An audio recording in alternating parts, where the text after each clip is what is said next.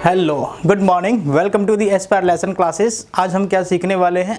आज हम 12th class के चैप्टर नंबर 3 की बात करेंगे, इलेक्ट्रोकेमिस्ट्री की। ठीक है, इसमें देखने वाले हैं चैप्टर हमारा इसके अंदर कौन कौन से टॉपिक्स आते हैं और ये चैप्टर हमारा कितने दिन के अंदर ख़त्म हो जाता है, कितने लेक्चर्स में ये आपका चैप्टर ख़त्म हो जाएगा। ठीक है, देखिए हमारा जो फर्स्ट चैप्टर है, थर्ड चैप्टर है 12th क्लास का, वो है इलेक्ट्रोकेमिस्ट्री। इलेक्ट्रोकेमिस्ट्री अगर किसी बच्चे ने 11th क्लास में रेडॉक्स रिएक्शन अच्छे से पढ़ा है तो उसके लिए ये चैप्टर बहुत आसान होगा, क्योंकि इसमें जो इन्वॉल्वमेंट होने वाला है ऑक्सीडेशन और रिडक्शन का इन्वॉल्वमेंट होने वाला है, ऑक्सीडेशन एंड रिडक्शन। अगर किसी को ये अच्छे से आता है तो इस चैप्टर को इजीली से अंडरस्टैंड कर पाएगा और इससे रिलेटेड जितने भी न्यूमेरिकल्स इस चैप्टर के अंदर है वो उसको आसानी से सॉल्व कर पाएगा। ठीक है, देखिए कौन कौन से टॉपिक इसमें हम स्टडी करेंगे। इसमें हम पहले स्टडी करने वाले हैं इलेक्ट्रोकेमिकल सेल को स्टडी करने वाले हैं। ठीक है, इलेक्ट्रोकेमिकल सेल आपने देखा है कि आपके पास दो हाफ कंटेनर्स होते हैं जिनमें आयनिक सॉल्यूशन प्रेजेंट होता है। ठीक है, इसमें भी आयनिक सॉल्यूशन है। लाइक इसमें आपने ले लिया जिंक सल्फेट सॉल्यूशन और इसमें आपने ले लिया कॉपर सल्फेट सॉल्यूशन।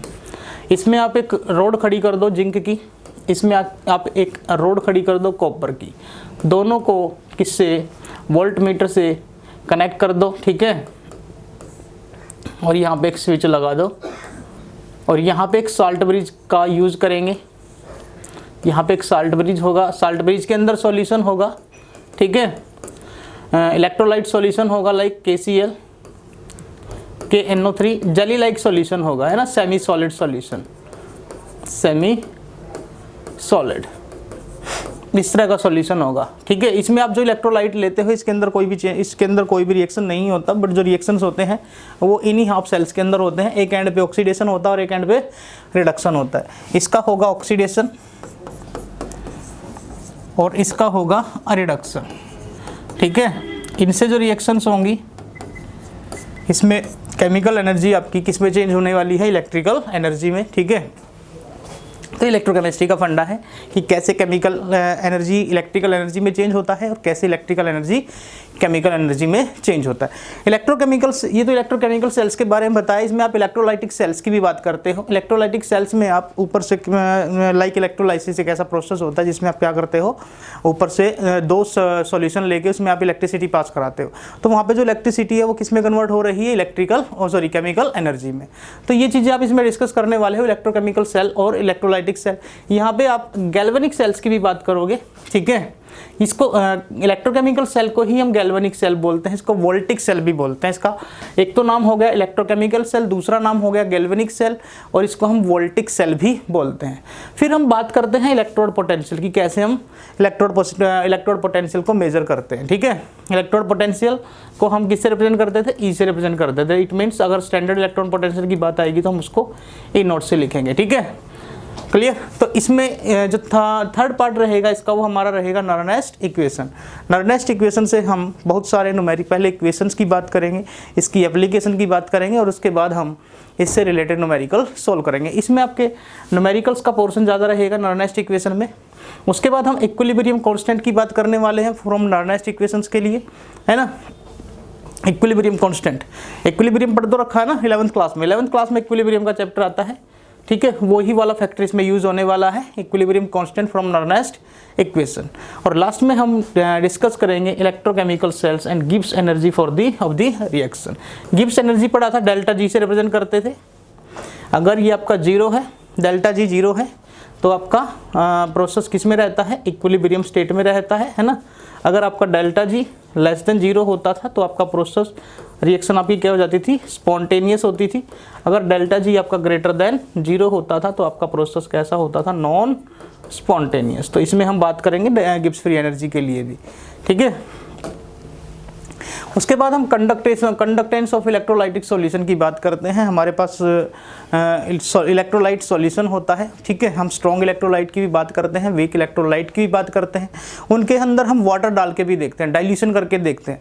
डाइल्यूशन करके देखते हैं, हम ये देखते हैं कि स्ट्रॉन्ग इलेक्ट्रोलाइट की कंडक्टेंस इंक्रीज हो रही है या फिर डिक्रीज हो रही है, और वीक इलेक्ट्रोलाइट की कंडक्टेंस डिक्रीज होगी या इंक्रीज होगी। कब?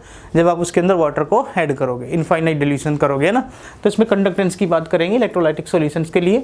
इलेक्ट्रोलाइटिक सॉल्यूशन इट मीन्स जो आपका स्ट्रॉन्ग इलेक्ट्रोलाइट हो गया, जैसे वीक इलेक्ट्रोलाइट हो गया, जिस ऐसे सॉल्यूशन जिसमें से इलेक्ट्रिसिटी पास हो जाती है, ऐसे सॉल्यूशन को हम क्या बोलते हैं यहाँ पे? इलेक्ट्रोलाइट सॉल्यूशन बोलते हैं, ठीक है। तो उसमें हम वाटर ऐड करके देखना है, डाइल्यूशन करके देखना है कि डाइल्यूशन करके किसकी कंडक्टिविटी इंक्रीज हो रही है, किसकी कंडक्टेंस डिक्रीज हो रही है, ठीक है। तो वो बात करेंगे हम conductance of electrolytic solution. Measurement of the conductivity of ionic solution, इसका जो पहला पॉइंट रहेगा ये वाला रहेगा। फिर हम वेरिएशंस भी मैंने बता दिया, स्ट्रॉन्ग और वीक का देखेंगे करके, स्ट्रॉन्ग इलेक्ट्रोलाइट और वीक इलेक्ट्रोलाइट का करके देखेंगे, वीक इलेक्ट्रोलाइट का करके देखेंगे। दोनों के अंदर हम वाटर ऐड करके देखने वाले हैं, ठीक है। आपको पता है ना, जो स्ट्रॉन्ग इलेक्ट्रोलाइट होता है वो 100% डिसोसिएट करता है, और जो वीक इलेक्ट्रोलाइट होता है वो आपका 5% डिसोसिएट करता है। ये बातें पता होनी चाहिए। इलेक्ट्रोलाइटिक सेल्स और इलेक्ट्रोलाइसिस तो आप पढ़ते आ रहे हो, 10th क्लास में भी आपने वाटर का इलेक्ट्रोलाइसिस करके देखा था। किसी कंटेनर में आपने वाटर डाल दिया, उसमें आपने 2 रोड आप डाले, उनको बैटरी से जोड़ा, है ना, पॉजिटिव नेगेटिव से। जो बैटरी के पॉजिटिव से जोड़ा उसको आपने एनोड बोला, और जो बैटरी के नेगेटिव से जुड़ा उसको आपने कैथोड कहा, ठीक है। फिर इसके अंदर रिएक्शंस होते थे आपके, ऑक्सीडेशन होता था और रिडक्शन। ऑक्सीडेशन एनोड एंड पे होता था और रिडक्शन कैथोड एंड पे होता था। तो इस प्रोसेस को हम इलेक्ट्रोलाइसिस बोलते थे। मीन्स यहाँ पे आयंस, यहाँ पे क्या होगा आपका? रिएक्शंस होगी, ठीक है। ऑक्सीडेशन और रिडक्शंस की रिएक्शंस होंगी। इसको हम क्या बोलते हैं? इलेक्ट्रोलाइसिस बोलते हैं, ठीक है। और इलेक्ट्रोलाइटिक सेल्स भी इसको बोला जा सकता है, क्योंकि यहाँ पे हम क्या कर रहे हैं? इलेक्ट्रिकल एनर्जी से केमिकल रिएक्शंस करवा रहे हैं, ठीक है। उसके बाद जो हमारा प्रोडक्ट ऑफ इलेक्ट्रोलाइसिस से जो प्रोडक्ट बनते थे उनकी बात करते थे। इलेक्ट्रोप्लेटिंग भी इसी का पार्ट आ जाता है इलेक्ट्रोलाइसिस का। जो हमारा इलेक्ट्रोप्लेटिंग होता है, किसी मेटल पे दूसरे मेटल की जो कोटिंग होती है वो इलेक्ट्रोलाइसिस से ही होती है, ठीक है। उसको भी हम इसी चैप्टर में डिस्कस करेंगे। और जो हमारा बैटरी पोर्शन आएगा, जिसमें प्राइमरी बैटरी की बात करेंगे और सेकेंडरी बैटरी की बात करेंगे। प्राइमरी बैटरी आपने पढ़ रखा है, ड्राई सेल हो गया, ड्राई सेल हो गई, मरकरी सेल हो गई, है ना, मरकरी सेल, है ना। इन सेल्स का हम देखते हैं इसके अंदर, प्राइमरी बैटरी के अंदर। और जो हमारा सेकेंडरी बैटरीज होता है वो होता है हमारा लीड स्टोरेज बैटरी, जो ऑटोमोबाइल्स के अंदर यूज होती है। लीड स्टोरेज बैटरी जो आपके घर के अंदर इन्वर्टर्स के अंदर यूज होती है, उनको हम सेकेंडरी बैटरी बोलते हैं। Primary battery after the use become dead, है ना, यूज करने के बाद वो बैटरी क्या हो जाती है? खत्म हो जाती है। और सेकेंडरी बैटरी को आप रिचार्ज कर सकते हो अगेन एंड अगेन, ठीक है। तो इसमें दोनों ही रिएक्शंस होती हैं, फॉरवर्ड रिएक्शन भी होती हैं और रिवर्स रिएक्शन भी होती है। किसके अंदर? सेकेंडरी बैटरीज के अंदर, ठीक है। फिर हम फ्यूल सेल्स की बात करते हैं। गैल्वेनिक सेल्स हम कर चुके हैं। फ्यूल सेल्स की बात करते हैं यहाँ पे। फ्यूल सेल्स, स्पेस सेल्स, जहाँ पे हम हाइड्रोजन और ऑक्सीजन का यूज़ करके वाटर का भी फॉर्मेशन करते हैं। यहाँ से ना वाटर कैसे बनता है, एक एंड से आपके यहाँ पे जैसे ये कंटेनर हो गया, ठीक है। यहाँ पे 2 आपके पोरस इलेक्ट्रोड होते हैं, ऐसे करके पोरस इलेक्ट्रोड। इस एंड से एक एंड से हाइड्रोजन डलता है, इस एंड से मान लो ऑक्सीजन डल रहा है और इस एंड से हाइड्रोजन डल रहा है, ठीक है। और ये ऐसे बंधे हुए हैं, यहाँ से आपका वाटर, यहाँ से आपका क्या रहेगा? इसके अंदर वाटर होगा एंड साथ में पोटेशियम हाइड्रोक्साइड, एल्कली होगा यहाँ पे, ठीक है।